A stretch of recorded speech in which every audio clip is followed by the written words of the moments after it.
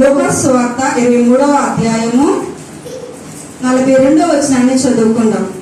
లూకాసు ఎవరు తీస్తే వారు త్వరగా చదవాలండి. లూకాసు సువార్త 23వ అధ్యాయము 2వ వచనం 42వ వచనం. యేసు నీవు నీ రాజ్యంలోనికి వచ్చినప్పుడు నన్ను జ్ఞాపకం చేసుకొనమనెను.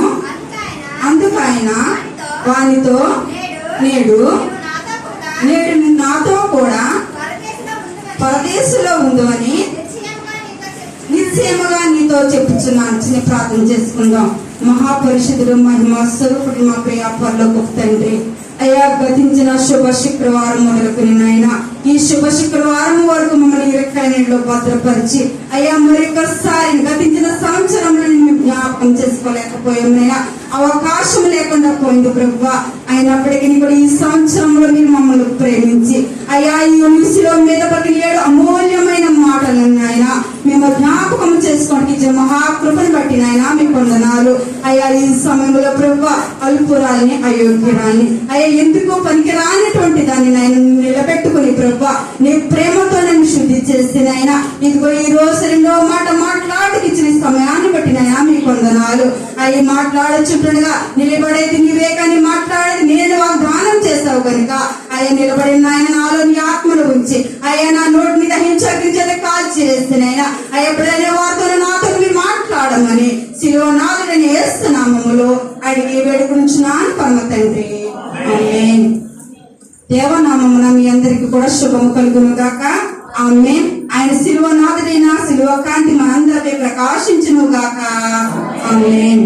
యేసు ప్రభువారండి ఈ 2వ మాట పలుకుచున్నారన్నమాట. శిలువ మీద మొదటి మాట ఏం పలికారంటే, తండ్రి మీరేమి చేయించున్నారో మీరెరుగరు గనుక వీరిని క్షమించు. అంటే ఆయన్ను హింసించేవారిని, కొట్టేవారిని, తిట్టేవారిని క్షమించమని ఆయన మొదటి మాటలో పలికారు.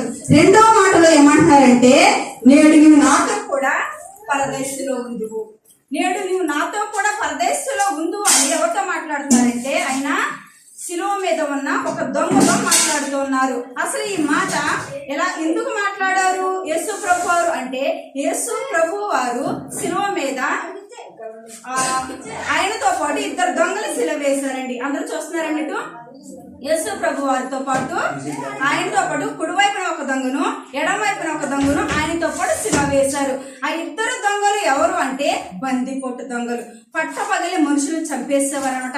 పట్టపగలి మనుషుల్ని ఎదుర్కొంటేనే వారు అనేకమైన దొంగతనాలు చేసేవారిని ఆయన శిలువ మీద ఆయనను దొంగలతో పాటు యేసు ప్రభు వారిని శిలువ వేశారండి. అంటే యేసు ప్రభు వారిని ఎలాగో సమానం చేశారు చెప్పండి. బందిపోటు దొంగతో ఆయన్ను సమానం చేశారు. ఆయనతో సమానం చేసి ఆయనను శిలువ వేశారనమాట. ఎందుకో ఈయన నీవు నాతో కూడా దేవుని యొక్క రాజ్యంలో ఉందువు అని ఎందుకు పలికారు అంటే, మొట్టమొదటిగా మనం చూసినప్పుడు యేసు ప్రభు వారి పక్కన 2 దొంగలు ఉన్నారు కదండి. ఆ 2 దొంగలు ఒక దొంగ మాట్లాడుచు ఉన్నాడు అనమాట. 2 దొంగలు ఒక దొంగ 39వ వచనంలో చూద్దామండి ఒకసారి.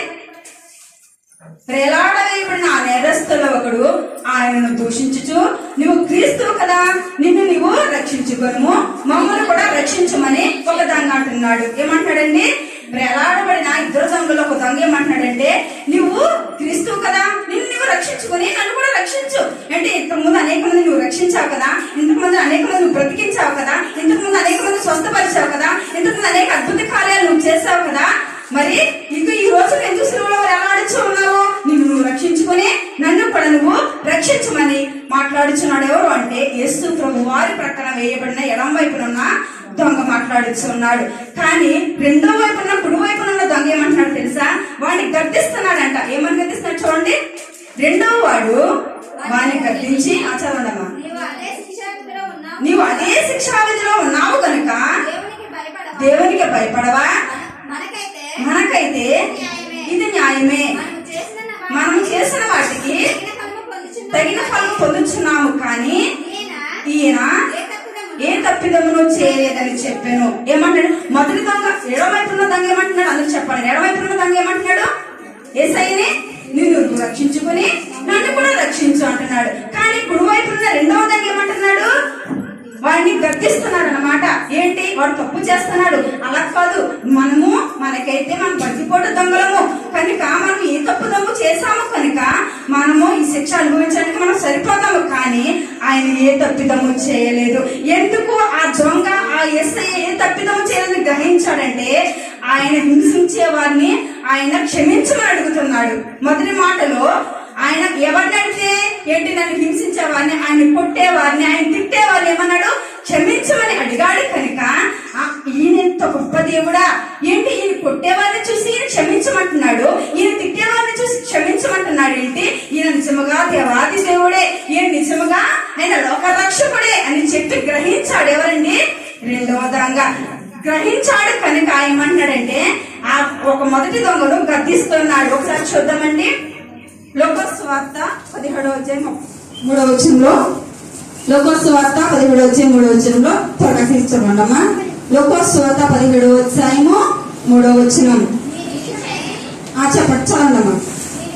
నీ విషయమై జాగ్రత్త పడి నీ సహోదరుడు తప్పిదము చేసిన ఎడల అతనిని గద్దించుము అంటున్నారండి అందరూ. అతడు మారు మనసు పొందిన ఎడల అతన్ని క్షమించు. చాలండి, చూసారా? మీ సహోదరుడు తప్పిదము చేసిన ఎడల వారిని గద్దించుము. దేవుడే చదివిస్తున్నాడండి. ఈ రోజు అనేక మంది సంఘంలోకి వస్తారండి. ఎవరైనా ఇద్దరు స్నేహితులు ఉంటారు, ఒకరు తప్పు చేస్తారంటే ఒకళ్ళు గద్దిస్తారు కొంతమంది. కానీ ఒకరు తప్పు చేస్తారంటే ఒకరు గద్దించరు. ఏంటంటే ఆ గద్దిస్తే ఆడు నన్ను స్నేహం నుంచి విడిపించేస్తాడేమో, నాతో స్నేహం చేయడేమో అనుకుని ఏం చేస్తాడంటే కొంతమంది గద్దించారు. దేవుడు ఏమంటాడంటే నీ సహోదరుడు ఒకవేళ తప్పుదమ్ము చేస్తే నువ్వు తప్పకుండా వాడిని గద్దించు. నువ్వు గద్దించిన దాన్ని బట్టి అతను మారు మనసు పొంది క్షమించబడతాడు. ఒకవేళ నువ్వు గద్దించకపోయేదే అనుకో, వాడు మరణ శిక్షలోనికి వెళ్ళిపోయాడు అనుకో, దానికి కారకుడు ఎవరంటే నువ్వే అవుతావని చెప్పి దేవుడు ఏం చెప్తున్నాడండి? దేవుడు మనతో ఏంటి, నీ సహోదరుడు ఎవరైనా తప్పు చేసినప్పుడు నువ్వు తప్పకుండా వాడిని గద్దించాలి. ఏంటంటే ఒకవేళ మన బిడ్డ తప్పు చేసినప్పుడు మనం గద్దించమా? చెప్పండి. గద్దించకపోతే కనుక మన బిడ్డ ఏమైపోతాడండి? నాశనం అయిపోతాడు అనమాట. అవును, ఒక తల్లి ఏం చేస్తుందంటే తన కుమారుడు చిన్నప్పటి నుంచి కూడా స్నేహితులతో స్కూల్కి వెళ్ళేటప్పుడు పక్కింటి వాళ్ళని చిన్ని తీసుకొస్తూ ఉండేవాడంట. తీసుకొస్తూ ఉంటే ఆహా మా భలే తెస్తున్నాను పిల్లడు, ఈ పెన్సిల్ తెచ్చాడు ఈ రోజు, రేపొద్దున పెన్న తెచ్చాడు, రేపొద్దున పుస్తకం తెచ్చాడు, పాలనింటికాంచి పువ్వులు తెచ్చాడు, ఇంకా అలాగలాగా రోజు రోజుకి ఎక్కువైపోయినాయండి. ఆ బిడ్డ తల్లి ఆ బిడ్డ తెచ్చిన చిన్న వస్తువులే నువ్వు ఎక్కడి నుంచి తెచ్చావు, అక్కడ నువ్వు ఇచ్చాయి అంటే ఆ బిడ్డ ఆ రోజుతోనే మానేసి. కానీ చివరికి ఏమైపోయాడు తెలుసా? కుమారుడు పెద్ద దొంగ అయిపోయాడండి. పెద్ద దొంగ అయిపోయినప్పుడు అతన్ని పోలీసులు పట్టుకున్నారు, అతనికి మరణ శిక్ష విధించారండి. ఎవరికండి? తల్లి ఆ బిడ్డను గద్దించలేదు కనుక ఏమైపోయాడు? బిడ్డ మరణ శిక్షకు గురైపోయాడండి. ఈ రోజు మన బిడ్డలు కూడా లేకపోతే మన స్నేహితులు కూడా ఎవరైనా తప్పుదమ్ము చేస్తే కనుక మనం తప్పకుండా దేవుడే చెప్తున్నాడండి. మీరేం చెప్తారు? ఈ సహోదరుడు ఎవరైనా తప్పుదమ్ము చేస్తే నువ్వు గద్దించు, లేకపోతే మరణ శిక్ష. అవును, ఆ కుమారుడి మరణ శిక్ష వచ్చినప్పుడు అతను అంటున్నాడంటే చివరికి మా తల్లి ఒక్కసారి చూడాలి అని వాళ్ళని అడిగాడంట. అడిగినప్పుడు తన తల్లిని తీసుకుని వచ్చారు. తీసుకుని వచ్చినప్పుడు ఆ ఉరి పొయ్య మీద ఉండే కుమారుడు అడిగిన, అమ్మా నేను చిన్నప్పుడు చిన్న వస్తువు తెచ్చినప్పుడు నువ్వు గద్దించి ఉంటే కనుక ఈ రోజున ఇలాంటి మనశిక్షను గురి కాను కదమ్మా అని ఆ కుమారుడు ఆ ఉరి పొయ్య మీద ఉండి అడుగుతున్నప్పుడంట ఆ తల్లి ఎంతో బోర్ని ఏడ్చినట్ట. చివరికి మరణ శిక్ష వచ్చేసినప్పుడు కూడా ఆ తల్లి ఏడితే ప్రయోజనం ఏముంది చెప్పండి? చేతులు కాలిపోయిన తర్వాత మనం ఏమీ చేయలేమండి, అందరికీ తెలిసిందే కదా.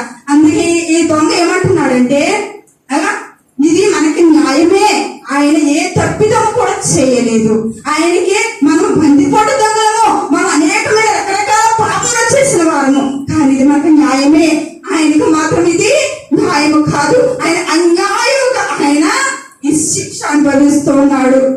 అందుకే కదా పాట పడిన అన్యాయపు తీర్పునంది ఘోరమైన శిక్షను,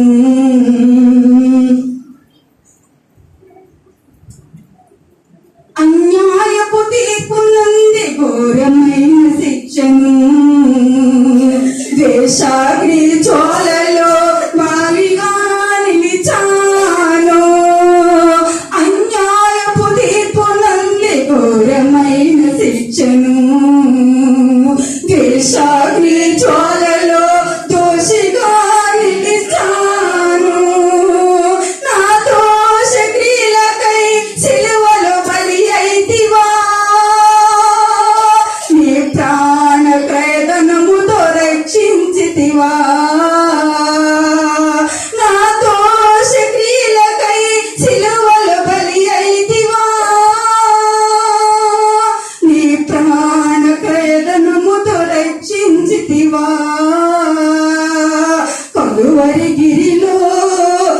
సిలువదారి అయి వేలాడితివా నా యేసయ్యా, కలువరి గిరిలో సిలువదారి అయి వేలాడితివా నా యేసయ్యా. అవునండి, యేసు ప్రభువు ఎలా వెళ్ళాలండి? కలువరి సిలువధారి అయి నా కొరకు నీ కొరకు ఆయన ఆయన ఏ పాపం చేశారని అన్యాయపు తీర్పు, ఘోరమైన శిక్షణ ఆయన భరించి, ద్వేషాగ్ని చోరలు అంటే అందరూ కూడా ఆయన్ని ద్వేషించారు, ఆయన అందరూ అవమానించారు. అలాంటి ద్వేషాగ్ని చోరలు ఆయన దోషిగా, ఎవరి కోసం అంటే నీ కోసము నా కోసం ఆయన కలువరి సిలువలో ఆయన దోషిగా నిలబడ్డాడండి. అందుకే ఆ బందిపోటు దొంగ అంటున్నాడు, ఇదిగో ఇది మీకు న్యాయమే, ఆయనకు మాత్రం ఇది న్యాయము కాదు, ఇదిగో నువ్వు మారు మనసు పొందవా అని ఆ ప్రక్కన దొంగను గద్దించి అప్పుడు అంటున్నాడు. ఎందుకంటే ఆ దొంగ ఏమంటాడంటే అప్పుడు గ్రహించి, యేసు నీవు నీ రాజ్యంతో వచ్చినప్పుడు నన్ను జ్ఞాపకం చేసుకోమని దొంగ మాట్లాడుతూ ఉన్నాడండి. అంటే అతనికి మారు మనసు వచ్చింది. దొంగకి ఏమొచ్చిందండి? మారు మనసు. మొదటి మాట పలికినప్పుడు యేసయ్య అతని యొక్క హృదయం ఏమైపోయిందండి? కదిలిపోయిందండి. యేసయ్య ఇదో శిక్షించేవాడిని క్షమిస్తున్నాడు కదా, కొట్టేవాడిని క్షమిస్తున్నాడు కదా, ఆయన గాయపరిచేవాడిని క్షమిస్తున్నాడు కదా, నన్ను కూడా ఆయన క్షమిస్తాడు. ఆయనకు ఒక రాజ్యం ఉంది, ఆయన తన రాజ్యం దగ్గర తిరిగి వస్తాడు అని గ్రహించి అర్థంగా ఏమన్నాడు? యేసు నీ రాజ్యంతో వచ్చినప్పుడయ్యా నన్ను ఒక్కసారి జ్ఞాపకం చేసుకోయ్యా, నేను పాపినయ్యా, నేను అనేకమైన పాపాలు చేస్తానయ్యా అని చెప్పి అర్థం ఏమంటున్నాడంటే యేసు యేసు యేసు అంటే ఎవరండి? రక్షకుడు. యేసు అంటే ఎవరండి? రక్షకుడు. చెప్పండి, యేసు అంటే ఎవరు? రక్షకుడు. నిన్ను నన్ను రక్షించడానికి, నశించిన నిన్ను నన్ను ఆయన రక్షించడానికి, వెతకి రక్షించడానికి ఆయన ఈ లోకానికి వచ్చి వేసి ఆయన సిలువలో ఎవరెలాడుచు ఉన్నాడు, ఎవరెలాడుచు యేసయ్యను చూసి అర్థం అంటున్నాడు, యేసు నీ రాజ్యంతో వచ్చినప్పుడు నన్ను జ్ఞాపకం చేసుకో అయ్యా, నా పాపాలు క్షమించు అయ్యా, నా పాపాలు నా తప్పిదములన్నీ క్షమించని విరిగి నలిగిన హృదయంతో అతను అడుగుతున్నాడు. సామెతల గ్రంథం 28:13 చూద్దామండి. అతను తను చేసిన పాపాలను కప్పుకుంటాలేదండి, తను చేసిన పాపాలు ఏమంటున్నాడు? అయ్యా నన్ను క్షమించవా, అయ్యా నన్ను క్షమించవా. సామెతల గ్రంథం 28:13 అతిక్రమములను దాచిపెట్టువాడు వర్ధిల్లడు, వాటిని ఒప్పుకొని విడిచిపెట్టువాడు కనికరము పొందును. చూసారండి, అతిక్రమములో చేయువాడు వర్ధిల్లడు, దాచిపెట్టువాడు వర్ధిల్లడు. అంటే మనం అనేకమైన పాపాలు చేస్తాం, అనేకమైన తప్పుదలు చేస్తాం, అనేకమైన తప్పుడు మాటలు మనం మాట్లాడతాం, కానీ వాడిని దాచిపెట్టువాడు ఏమంటండి? దాచిపెట్టువాడు వర్ధిల్లడు. కానీ వాడు ఒప్పుకొని విడిచిపెట్టువాడు కనికరము పొందును. ఈ దొంగ అతిక్రమములు చేశాడు, కానీ అతను ఏం చేశాడండి? ఒప్పుకున్నాడు, దాచుకోలేదు. అతను ఏం చేశాడు? ఒప్పుకున్నాడు, దాచుకోలేదు. అందుకే యేసు అని ఆయన నన్ను రక్షిస్తాడు, ఆయన నన్ను కాపాడుతాడని చెప్పేసి అతను విరికి నలిగిన హృదయంతో మాట్లాడుచున్నాడు. యెషయా గ్రంథము 66:2 చూద్దామండి. యెషయా గ్రంథము, ఆయన విరికి నలిగిన హృదయ గలవారి నేను దృష్టించుచూ ఉన్నాను, నలిగిన హృదయాన్ని నేను చూస్తూ ఉన్నానని చెప్పి యెషయా గ్రంథము 66:2 చదువుకుందాం. అవన్నీ నా హస్తకృత్యములే, అవి నా వలన కలిగినవని యెహోవా సెలవిచ్చుచున్నాడు. ఎవడు దీనుడై నలిగిన హృదయము గలవాడై నా మాట విని వణుకుచు ఉండునో వానిని నేను దృష్టించుచున్నాను. ఎవడు నలిగిన హృదయము గలవాడై నా మాట విని వణుకుచు ఉండునో వానిని నేను దృష్టించుచున్నాను. ఏమంటున్నాడండి దేవుడు?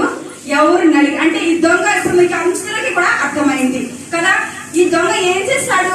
నలిగిన హృదయం కలవాడే ఉన్నాడా? దేవుని మాట విన్నాడా? చెప్పండి. ఈ దొంగ నలిగిన హృదయం కలవాడై దేవుని మాట విని ఆయనకు భయపడి ఆయనకు వణికి అతడు అడుగుచున్నాడు కనుక దేవుడు అతనిని దృష్టించాడు, దేవుడు అతన్ని చూశాడు. ఆయన యేసు ప్రభువు అని అతను ఎరిగిన వాడు కనుక అతడు అతన్ని విరిగి నలిగిన హృదయం కలవాడే. అతను భయపడి దేవునికి భయపడి, ఇతను దేవుడు అని చెప్పి దేవునికి భయపడి అతను వణికి ఆయన యొక్క పాప జీవితం అంతటిని కూడా యేసయ్య ఒప్పుకున్నాడు కనుక అతని యేసయ్య చూసారండి. ఎవరైతే ఆయనకు భయపడతారు, కీర్తన గ్రంథము 85వ కీర్తన 9వ వచనం, ఎవరైతే యేసు ప్రభు వారికి దేవాది దేవునికి భయపడతారో వారిని దేవుడు దృష్టిస్తాడండి. గర్వంగా మన దేవుని సన్నిధిలో ఉంటే దేవుడు మనం చూడండి. అమ్మ అందరూ వింటున్నారా? ఎవరైతే గర్వంగా ఉంటారో, ఎవరైతే ఇష్టానుసారంగా జీవిస్తారో ఎవరికి కూడా దేవుడు దృష్టించాడు. నలిగిన హృదయం గల వారిని, ఆయనకు భయపడేవారిని చదవడం. కీర్తన గ్రంథం 85వ కీర్తన 9వ చరణం. మన దేశంలో మహిమ నివసించినట్లు ఆయన రక్షణ ఆయనకు భయపడు వారికి సమీపముగా ఉన్నది. చదవండి. ఆయన రక్షణ ఆయనకు భయపడు వారికి సమీపముగా ఉన్నది. రక్షణ ఎవరికి ఉంటుందండి? దగ్గర ఎవరికి ఉంటుందండి? ఎవరైతే దేవునికి భయపడతారో, ఎవరైతే దేవునికి భయపడతారో వారికి సమీపముగా ఆయన రక్షణ వస్తుందండి. భయపడకుండా గరిష్ఠులుగా ఇష్టానుసారంగా జీవించే వారికి మాత్రము ఆయన రక్షణ దొరకదండి. ఈ రెండవ మాటలో ఆయన రక్షణ కలుగు చేస్తాడు. ఎవరికంటే ఇప్పుడు వైపు ఉన్న రెండవ త్వంగుకు ఆయన రక్షణ కలుగు చేయడానికి కారణం ఏమిటంటే ఆయనకు భయపడ్డాడు, ఆయన మాట విన్నాడు, ఆయన నలిగిన హృదయం కలవాడి దేవుడికి మొరపెట్టుకున్నాడు కనుక అతను ఏమంటాడంటే, యేసు రక్షకుడా నన్ను రక్షించమని అడిగినప్పుడు యేసు అంటున్నాడు, అప్పుడు అంటున్నాడు, నేడు నువ్వు నాతో కూడా పరదేశంలో ఉందువు. నేడు అంటే ఎప్పుడండి? రేపా? నేడు అంటే ఎల్లుండా? చెప్పండి. నేడు అంటే ఇప్పుడే. నేడు అంటే ఇప్పుడే కనుక నేడు నీవు నాతో కూడా పరదేశంలో ఉందువు. నలిగిన హృదయం కలవారిని, ఆయన భయపడే వారిని ఎక్కడ తెచ్చుకుంటాడని? ఆయన రాజ్యంలోనికి ఆయన చేర్చుకోవడానికి సిద్ధంగా. ఎవరికైనా ఈ రోజు మనకు నలిగిన హృదయం ఉందా? చెప్పండి. సిలువను చూచే కలిగి మన హృదయం ఏమైపోవాలండి? నలిగిపోవాలి. సిలువలో వేలాడుచున్న యేసయ్యను చూసినప్పుడు మన హృదయం ఏమైపోవాలండి? నలిగిపోవాలి. నలగలేదా అంటే నీ హృదయము రాతి వంటి హృదయం అండి. అందుకే ఒక భక్తుడు రాస్తున్నాడు, సిలువను చూచు కొలది శిల సమానమైన మనసు, సిలువను చూచు కొలది శిల సమానమైన మనసు, నలిగి కరిగి నీరగుచు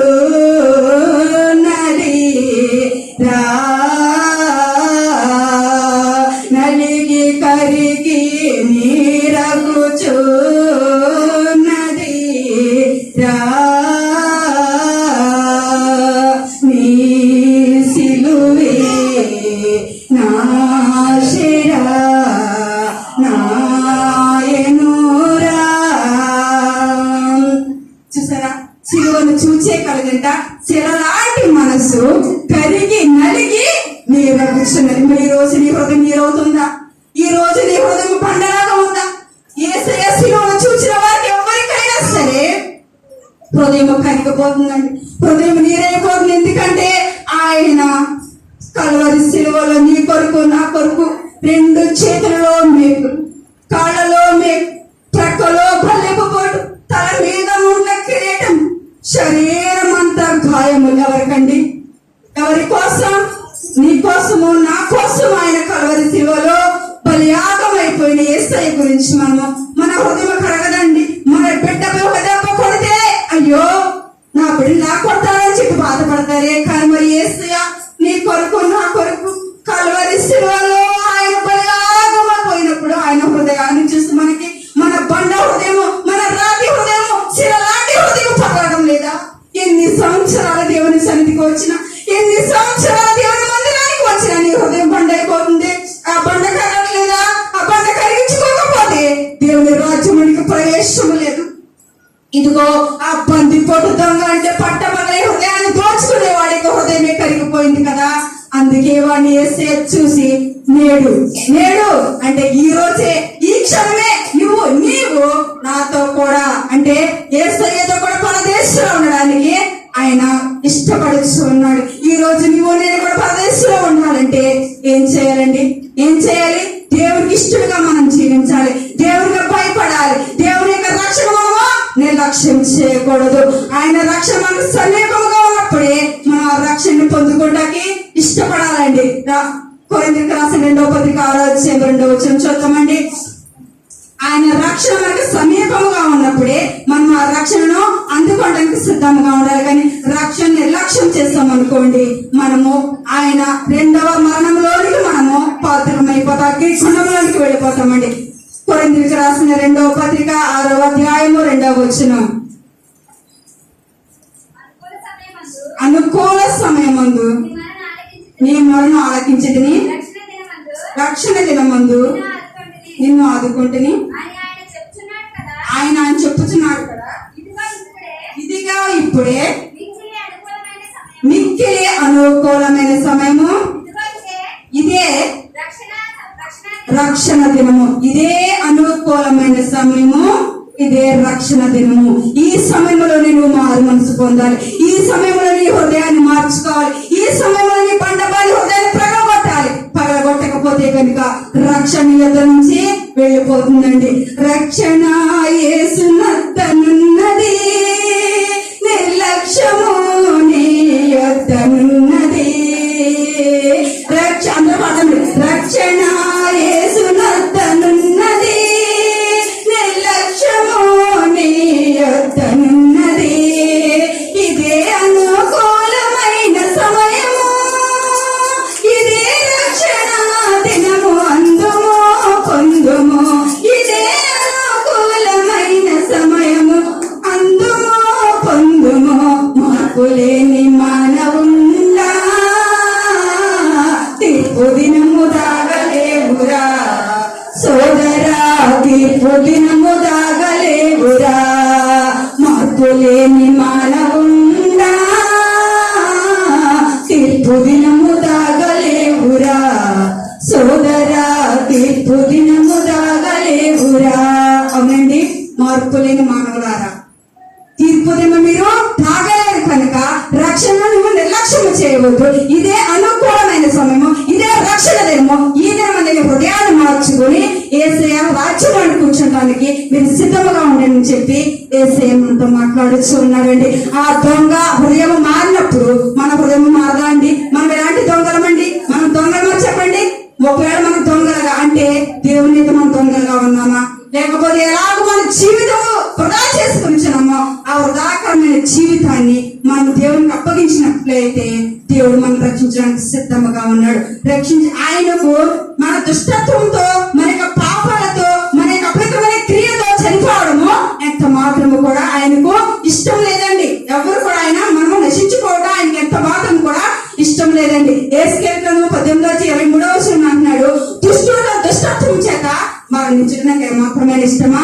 వాడు మారు మనసు పొంది నా వైపు తిరిగి జీవించడమే కదా నాకు ఇష్టము అని అంటున్నా. అంటే మన యొక్క దుష్టత్వము చేత మనం మరణించమనుకోండి, మనము గుణంలోనికి నరకంలోనికి వెళ్ళిపోతాము. కనుక ఆయన మన దుష్టత్వంతో మరణించడం ఆయనకి ఎంత మాత్రం కూడా ఇష్టం లేదండి. మనం మారు మనసు పొందాలి, ప్రభువుకు తగినట్లుగా మనం జీవించడమే ప్రభువుకు ఇష్టము. అలా ఇష్టపడిన వారిని దేవుడు ఏమంటాడంటే, మేము నాతో కూడా పరదేశంలో ఉండు అన్నాడు. ఆయన తీర్చి ఆయన తన రాజ్యంలో వచ్చినప్పుడు ఆయన నన్ను జ్ఞాపకం చేసుకోమని దొంగ అడిగినప్పుడు నీవు నాతో కూడా పరదేశంలో ఉండు.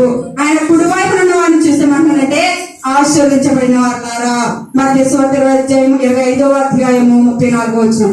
మత్తయి సువార్త 25వ అధ్యాయం 34వ వచనం. ఆయన ఏమంటారు తెలుసండి? ఆశీర్వదించబడిన వారులారా, మీ కొరకు లోకం పుట్టిన వరకు చదవండమ్మా. అప్పుడు రాసు తన కుడివైపున ఉన్న వారిని చూసి, నా తండ్రి చేత ఆశీర్వదించబడిన వారులారా రండి, లోకము పుట్టినది మొదలుకొని మీ కొరకు సిద్ధపరచబడిన రాజ్యమును స్వతంత్రించుకుని చాలండి. ఏమన్నాడండి దేవుడు? దేవుడు ఏమన్నాడండి? నా తండ్రి చేత ఆశీర్వదించబడిన వారులారా, లోకము పుట్టినది మొదలుకొని మీ కొరకు సిద్ధపరచబడిన మీ రాజ్యమును స్వతంత్రించుకుని. మన కొరకు దేవుడు ఎప్పుడో రాజ్యాన్ని సిద్ధం చేసేస్తాడు. కానీ ఆ రాజ్యాన్ని స్వతంత్రించుకోగల అర్హత యోగ్యత మనకు ఉండాలి. మరి ఈ శిలువ మీద వేయబడిన ఇరువురి దొంగల్లో ఒక దొంగ ఏం చేశాడు? మార్పు చెందలేదు. ఒక దొంగ మార్పు చెందాడు. మార్పు చెందిన వాడికి ఏం చేశాడు? ఆయన నా తండ్రి చేత ఆశీర్వదించబడిన వాడా, ఇదిగో నేడే ఈ సమయంలోనే నీవు నా పరదేశంలో నాతో కూడా ఉంటావు. మరి మనము దేవునితో పరదేశంలో ఉండడానికి ఇష్టపడుతున్నామా, లేకపోతే మార్పు చెందని దొంగ వలె నరకాగ్ని గుణంలోనికి వెళ్ళడానికి మనము ఇష్టపడుతున్నాం? ఒకసారి మనం ఆలోచించుకుందామండి. కుడి వైపున ఉన్న దొంగ ఎడం వైపున ఉన్న దొంగను కత్తించాడు. కత్తించి వాడు చేసిన తప్పును వాడికి తెలియపరిచి, మనం చేసింది పాపము, న్యాయమే, మనం పొందించిన దానికి మనము శిక్ష అనుభవించడం న్యాయమే, కానీ ఆయన ఏ తప్పిదము చేయలేదు, ఆయనకి శిక్ష న్యాయము కాదు అని ఎరిగిన వాడే అది మార్పు చెంది ఆయన రాజ్యానికి వారసులైన. మరి ఈ రోజు నీవు నేను కూడా మరి ఏ స్థితిలో ఉన్నామని, ఇంతవరకు మనం మార్పు చెందకపోతే, మనం మార్పు చెందకపోతే ఆయన శిలువ ఎద్దకు వచ్చామండి. ఆయన శిలువను చూసి నీ హృదయాన్ని నలగొట్టుకొని, ఆయనకు భయపడి, ఆయనకు వణికి నీ హృదయాన్ని మార్చుకొని, ఆయన రక్షణ నిర్లక్ష్యం చేయకుండా ఆయన రాజ్యములకు వారసులే భాగ్యము దేవుడు మనందరికీ కలుగచేయును గాక. ఆమేన్. చిన్న ప్రార్థన చేస్తాం. మహాపరిశుద్ధుడు మహిమ తండ్రి, ఆయన ఇదిగో ప్రభువా, నువ్వు శిలువ మీద పలికిన రెండో మాటల తండ్రి, అయ్యా ఇదిగో మేము ధ్యానించడానికి కృపను బట్టి వందనాలు. అవును ప్రభా, నువ్వు రెండవ మాటలో రక్షణ భాగ్యము కలుగచేస్తావు ప్రభా. అక్కడ ఎందరో ప్రజలు ఉన్నారు, కానీ ఆయన వారు రక్షించలేకపోయారు. నాయన ఎందరో ప్రజలు ఉన్నారు శిలువ చుట్టూ, కానీ ఆయన వారెవ్వరు కూడా కఠిన హృదయం చేసుకుని అయ్యా మార్పు చెందిన వారే అయ్యా ఉన్నారు. కానీ ఆయన శిలువ మీద వేలాడుచున్న బంతి పోటు దొంగ, అయ్యా నువ్వు ఒక రాజు అని, నువ్వు రక్షకుడు అని, నీకు ఒక రాజ్యం అని గ్రహించిన వాడే అయ్యా యేసు నీ రాజ్యంలో వచ్చినప్పుడు నన్ను జ్ఞాపకం చేసుకున్నప్పుడు ఇదిగో నేను నాతో కూడా పరదేశంలో ఉండవని రక్షణ భాగ్యం కల్పించండి.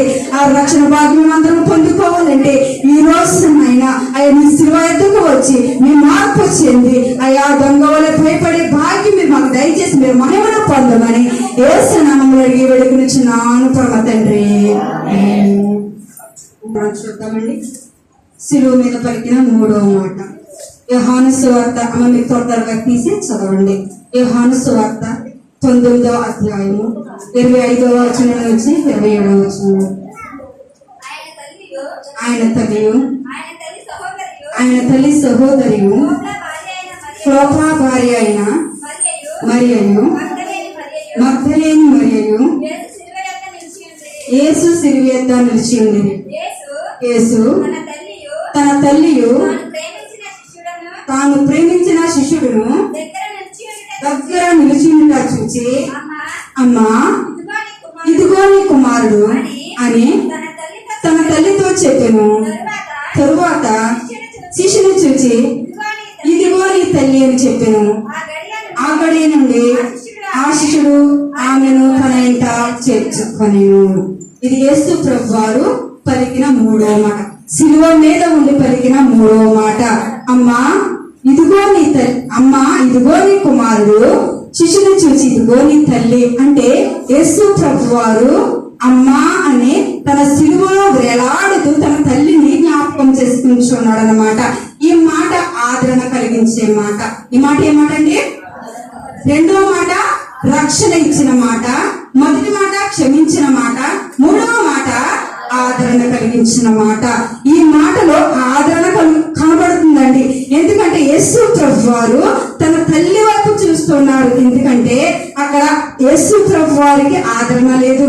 యేసు ప్రభు శిలువలో వేలాడుచున్నారు, కానీ తన తల్లిని ఒకసారి జ్ఞాపకం చేసుకుంటున్నారు. ఎందుకంటే తన తల్లి నవమాసములు మోసి కుమారుని కని ఆ కుమారుని అల్లారుముద్దుగా పెంచి ఈ రోజున అనేక మంది క్రూరమైన మనుషులు, వృషభముల లాంటి మనుషులు, కుక్కల లాంటి మనుషులు ఆయనను గాయపరుస్తూ ఉన్నప్పుడు, ఆయనను కొడుతూ ఉన్నప్పుడు ఆ తల్లి చూసి ఏమైనా భరించగలరా? చెప్పండి. తల్లి ఎదురకుండా ఒకటి తక్కువ 40 కొరడాల దెబ్బలు ఎలాగ కొట్టారు తెలుసా అండి? ఒక కొరడాకి 7 చిల్లలు, 7 చిల్లలకి 7 ఉండలు, 7 ఉండలకి 7 కేలపములు ఇలా కొంకలు పెట్టి ఇలా కొట్టి ఆయన లాగుతూ ఉంటే ఆయన శరీరం అంతా ఎలా అయిపోయిందండి, మొక్కలైపోయింది. తల్లి ఎదురుగుండా ఆ కుమారుని కొడుతూ ఉంటే ఆ తల్లి మనసు ఎంత బాధపడుతుంది చెప్పండి ఒకసారి. మన బిడ్డనే ఒక్క బెత్త వచ్చి ఒక దెబ్బ కొడితే మన బిడ్డ విషయంలో మనం భరించగలమని చెప్పండి. మీకు ఎవరికైనా బాధ కలుగుతుందా అసలు? ఆ తల్లి ఒక దెబ్బ కాదండి, కొరడాతో కొట్టింది. ఒకటి తక్కువ 40 కొరడా దెబ్బలు పిల్లకి లోపల పెట్టి కొట్టారు, బాధ వేసి కొట్టారు, అనేక రకరకాలుగా ఆయనను 40 కొరడా దెబ్బలు కొట్టినప్పుడు ఆ తల్లి చూస్తూ ఏడవలేక ఏడ్చి తన గుండె అయిపోయిందండి. ఆయన సిలువలో వేలాడుచుండగా ఆయన సిలువ సింహాసనం మీద దగ్గర కూర్చుని నా కుమారుడు ఎంత బాధపడుచున్నాడో, నా కుమారుడు ఇందుకే ఈ భూమికి వచ్చిందని చెప్పి ఆ తల్లి ఏడుస్తూ ఆదరలేక ఏడుస్తూ ఉన్నప్పుడు ఆ తండ్రి కుమారుడు పలుకుతున్నమాట, అమ్మా ఎవరు పిలుపండి. అమ్మలోనే ఏముందంటే కమ్మదనం ఉన్నదంట. ఈ రోజు ఈ భూమి మీద జీవిస్తున్న మనుషులకి మాత్రం అమ్మ విలువ తెలియట్లేదండి. కానీ యేసయ్య అమ్మ విలువను తెలియపరచడానికి ఆ శిలువ మీద ఉండి అమ్మా అని పిలిచారు. అనేక మంది ఆయన వెంబడించారు, అందరూ విడిచిపెట్టి పారిపోయారు, శిష్యులందరూ పారిపోయారు. కానీ ఒకే ఒకట నలుగురు స్త్రీలు ఒకే ఒక శిష్యుడు, 5గురు మాత్రమే ఆయన శిలువ యొద్ద కూర్చుని ఉన్నారు. ఆ కూర్చుని ఉన్న వారు యేసయ్య తల్లి అక్కడ ఉన్నప్పుడు అమ్మా అని పిలుస్తున్నాడండి. ఆయన కుమారుడు తల్లికి చెప్పాడు. ఆయన పుట్టినప్పుడు 8వ దినాన్ని తల్లిదండ్రులు ఇరువురు దేవాలయంలోనికి యేసుక్రీస్తు ప్రభు వారిని తీసుకుని వెళ్ళినప్పుడు అక్కడ ప్రవక్త మాట్లాడుచున్నాడు, అమ్మా నీ హృదయంలోనికి ఒక కట్టము చూసుకుని పోతుందని సెలవిచ్చారు. ఎప్పుడండి? యేసయ్య పుట్టిన 8వ దినాన్ని ప్రవక్త మాట్లాడుచున్నాడు. కానీ అప్పుడు ఆమెకి అర్థం అవ్వలేదండి. ఏంటి నా హృదయం కట్టం తీసుకుని పోతుంది అన్నాడు ఈ ప్రవక్త. ఈ దైవజనుడు ఏంటి ఆ మాట ఏంటి అని చెప్పి ఆ తల్లి ధ్యానించుకుని ఉండవచ్చండి. యేసుక్రీస్తు ప్రభు వారు భూమి మీద ఉన్నప్పుడు ఆయన అనేకమైన అద్భుత కార్యాలు 12 సంవత్సరాల బాలుడిగా ఉన్నప్పుడే అనేకమైన గొప్ప పెద్ద పాస్టర్లతో పెద్ద ధర్మశాస్త్ర ఉపదేశకులతో ఆయన వాదించాడండి. ఆ మాటలు చూసి అందరూ ఆశ్చర్యపోయారు. ఈ మాటలన్నీ తల్లికి తెలిసినప్పుడు అయ్యి బాబు నా కుమారుడు ఇంత జ్ఞానవంతుడా, ఇంత ఇదిగా మాట్లాడుచున్నాడు ఆ కుమారుడు అని చెప్పి ఆ తల్లి సంతోషించింది. కానీ ఈ విధముగా అవుతుందని తల్లికి మాత్రం ఎంత మాత్రం తెలియదండి. అప్పుడు యేసుక్రీస్తు ప్రభు వారు బాలుడిగా ఉన్నప్పుడు చేసే కార్యములు మొదలుకొని ఆయన శిలువ మీద వచ్చి పర్యంతం వరకు చేసిన ప్రతి ఒక్క కార్యములు తల్లి జ్ఞాపకం చేసుకుని ఏడుస్తూ కన్నీరు మున్నీరు అయిపోయి ఆ తల్లి ఏడుస్తుందండి. ఆ తల్లిని చూసి అంటున్నాడు యేసయ్య ఇదిగో అమ్మా అని పిలుస్తున్నాడు. ఎందుకంటే తల్లి వృద్ధాప్యములో ఉన్నదండి. తల్లికి భర్త లేడు, ఆమె ఎవ్వరూ చూడరు. ఈ రోజు ఈ బిడ్డలైన వారు అనేక మంది బిడ్డలు ఉన్నారు, కానీ కొంతమంది తల్లిదండ్రుల్ని లెక్క చేయట్లేదండి. తల్లిదండ్రులు లోటుకు వచ్చినట్టు మాట్లాడతారు, అనేక రకరకాల బురుదులు మాట్లాడతారు, ఎంతో భయంకరమైన మాటలు.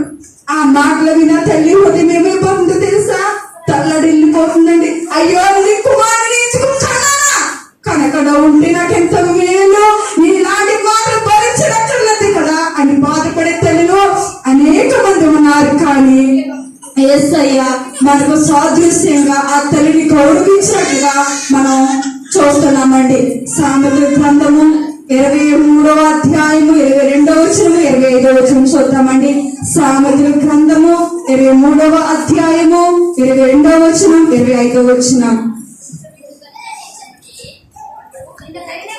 నిన్ను కన్న నీ తల్లి నీ తండ్రి ఉపదేశమును అంగీకరించుము. నీ తల్లి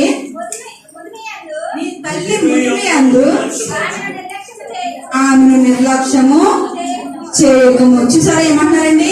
నీ తల్లి ముదిమి అందు ఆమెను నిర్లక్ష్యము చేయకు. ఈనాడు అనేక మంది తల్లిదండ్రులు ఉన్నారండి. వృద్ధాప్యం వచ్చినప్పుడు తల్లిదండ్రులు లెక్క చేయవారు, తల్లిదండ్రుల్ని అనేకమైన రకరకాల మాటలు మాట్లాడేవారు. కొంతమంది అయితే అనాథాశ్రమంలో పడేస్తున్నారండి. నా మాసం మోసి నిన్ను పెంచి ప్రయోజకుడు చేసి ఒక ఉద్యోగస్తుడు చేసి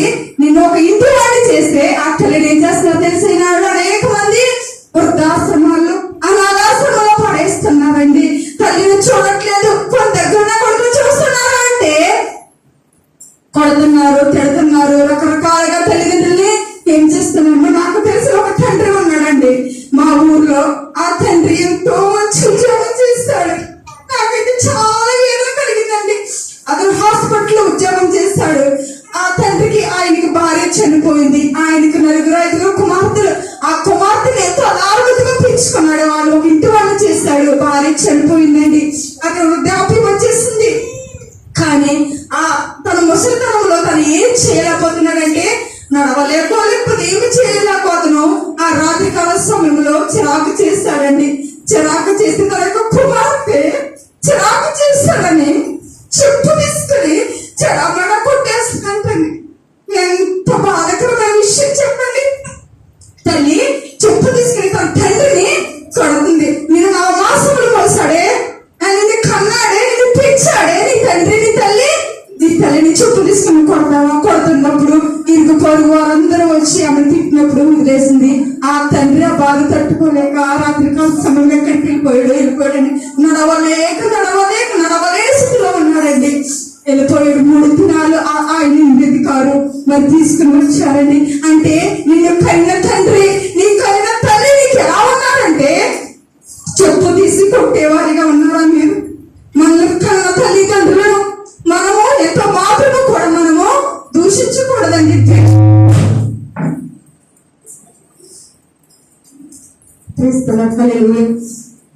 నిన్ను కనిన తండ్రిని నువ్వు దూషించకూడదు. నీ తల్లి ముదిమైంది, నిన్ను నిర్లక్ష్య పెట్టకము. చూసారా ఏమన్నాడంటే దేవుడు? ఆయన అందుకే ఆయన అమ్మా ఇదిగో నా తల్లి వృద్ధాప్యంలో ఉంది, నా తల్లికి ఆదరణ లేదు, నా తల్లికి శారీరకంగా చూసేవారు లేరు అని చెప్పి ఆయనకు సిలువలో ఉండే ఆదరణ లేకపోయినా కానీ ఆయన తన తల్లిని ఆదరిస్తూ, అమ్మా నేను వెళ్ళిపోయిన తర్వాత నీకు కుమారుడిని బాధపడుతున్నావేమో అమ్మా ఇదివరకు కుమారుడిని ఇస్తున్నాను అని చెప్పి ఆయన రొమ్మున ఆనుకున్న శిష్యుడు ఎవరంటే యోహాను. ఆ కుమారుడిని అప్పగిస్తున్నాడమ్మా, ఇదిగో నీ కుమారుడు, నువ్వు భయపడకు, నీ బాగోగులు నీ అన్ని మంచి చెడ్డలన్నీ చూసుకునేవాడి కుమారుడు ఉన్నాడమ్మా, నువ్వు భయపడకు అని చెప్పి తన తల్లికి ఆ కుమారుడిని అప్పగించాడండి. ఆ కుమారుడు కూడా చెప్తున్నాడు, అయ్యో శిష్యుడు యోహాను, ఇదిగో నీ తల్లిని చూడు, ఇదిగో నీ తల్లి నా తల్లి యొక్క బాధ్యత నీకు అప్పగిస్తూ ఉన్నాను, నా తల్లిని నువ్వు చూడు అని చెప్పి అప్పగిస్తూ ఉన్నాడండి. ఈ రోజు ఒకవేళ మనం ఎక్కడికన్నా వెళితే మన తల్లిదండ్రులకు బాధ్యతలు ఎవరికైనా అప్పగిస్తామా? అప్పగించమండి. ఆనాడు యేసు క్రీస్తు ప్రభు వారు తన యొక్క తల్లి బాధ్యతను తన రొమ్మును ఆనుకున్న శిష్యుడు, తన హృదయాన్ని ఎరిగిన శిష్యుడికి అప్పగించాడండి. మనము క్షేమముగా ఉండాలంటే, మనము ఆనందంగా ఉండాలంటే, మనం దీర్ఘాయుష్మంతులుగా జీవించాలంటే మన తండ్రిని మనము సంతోష పెట్టాలండి. ఎఫెసీ పత్రిక 6వ అధ్యాయము 1వ వచనం చూద్దామండి. సామెతల గ్రంథము 23వ అధ్యాయం 25వ వచనం.